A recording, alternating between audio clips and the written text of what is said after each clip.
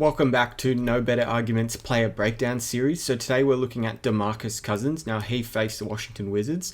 Look, this game was an absolute punish to sit through and watch. I do love watching basketball, but this was brutal.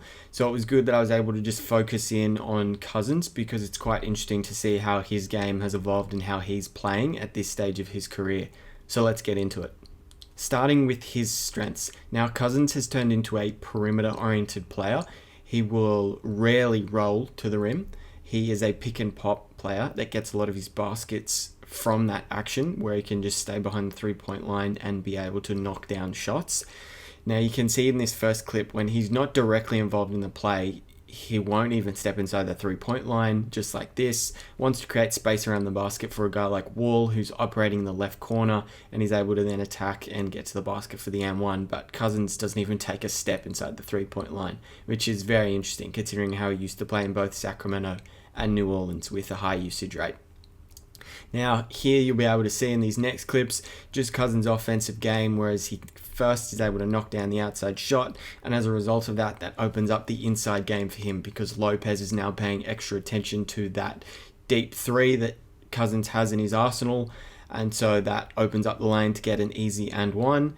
And you'll see here in this next clip, he's able to blow past Lopez to be able to get a nice lay-in through contact, potentially should have been an and one as well.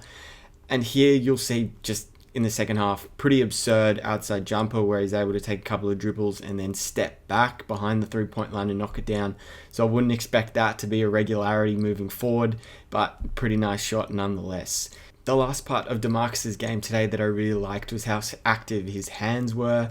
He racked up 5 steals, which is pretty impressive for a big man. He was disrupting passing lanes really nicely, as you can see in these clips. And my favorite steal of them all was at the end where he basically jumped out of the key to avoid getting the defensive 3 seconds, and then he knows Westbrook's looking to fire in a pass to Lopez, and Cousins scrambles back into the play to intercept it, and he was pretty happy about that one in particular when he was running up the floor. And now weaknesses. So his main ones come defensively, and when he tries to do a little bit too much on offense, the key for DeMarcus is to just keep things simple. That's when he is most effective.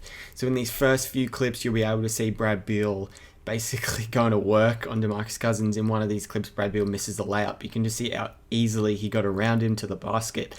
So at this stage of DeMarcus's career, he's lost a lot of his mobility and lateral quickness due to injuries. He has suffered a torn quad and a ruptured Achilles in the past, so he's definitely lost his first step. Now in this next clip, it's moving to the offensive side of the ball. You'll see when he gets himself into trouble is over dribbling. He has Justin Robinson switched onto him. Just take your time, assess the floor. If they look to double team you, then throw the pass. But otherwise, you have a 6'4", 6'5" guard on you. You should be really taking him down low and just getting an easy basket or an easy shot for your team. And that's more of the same in this next clip where he's just sped up unnecessarily.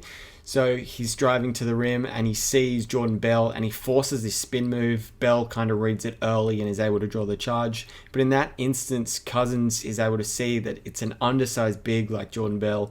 Just back him down, take your time. Again, either get a good look for your team or have a pretty decent look for yourself around the basket. So it's something he needs to work on because it seems like whenever he drives to the rim, he's only one speed and that's just full steam. So he needs to work on controlling that a little bit because then he'll be able to get some really efficient looks for himself. So the summary is DeMarcus is definitely not the same guy that we saw in either Sacramento or New Orleans. Injuries have been a big reason for his demise on both sides of the ball. He's obviously shooting a lot of jumpers now, as I've spoken about. He's shooting them at a decent clip, especially as a starter. So in 3 games that he started with Wood out, he's shot 38% from deep. That's obviously opened up his inside game. But I worry that if that outside jumper isn't falling, his offense will then really drop off massively. Defensively, obviously a big question mark, as I've spoken about and you've seen in the clips. He's lost his lateral quickness and mobility. So, I mean, if he can still keep active hands, I don't expect him to get 5 steals every game. But as long as he stays active on that side of the ball, avoids fouling, he can be serviceable in those backup minutes because I expect his role for the rest of the season and moving forward to be a backup.